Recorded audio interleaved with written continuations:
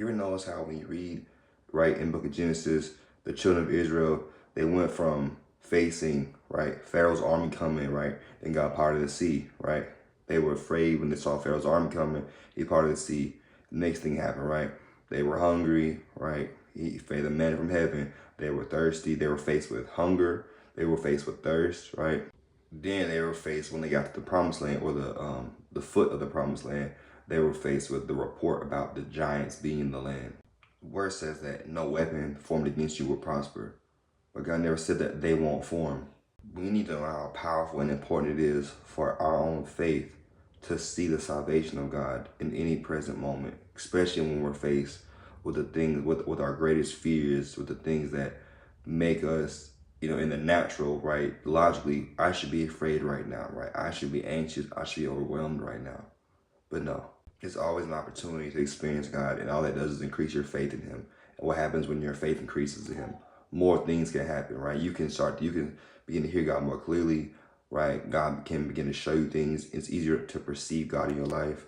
And then it becomes easier to believe in God for other things that may seem small, but you are still doubtful, right? Some people believe, just because you believe God for little don't mean you believe God for big. Just because you believe God for big don't mean you believe God for little. Some people think that, because they believe in the miracle, right? Because they're forced to have to believe. It's easier to believe sometimes for something big than it is for something small, or what you deem as small, or has nothing, right? That's not important to God. God wouldn't do that. I say believe big a lot because believing big is important, right? The measure of faith, right?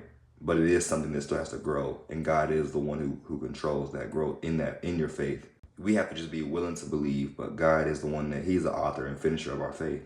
Like people, and sometimes myself, I would believe God would do something big for me. Like, oh, the last minute, He's gonna help me, pay my bills, or oh, this thing going on in my body, He's gonna heal that thing. He's gonna set me free from this thing, right?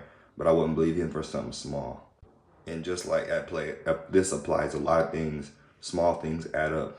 So as you believe in God for big, don't forget to add Him for, don't forget to believe Him for the small things. Don't think only the big things count, right? The important things, right? Because God is still good. God is still gracious. It said it's His pleasure to give us the kingdom. How much greater a righteous Father will give us things that we ask of Him, right? I'm sure after the second time, had their response when it came to something that, say the food, right? Had their response been different when it came to they're hungry, I bet God wouldn't have kept doing the things He did. That's why it took them so long to get the promised land. It only took them a few months, but it took them 40 years. So no matter what you're faced with, respond in faith.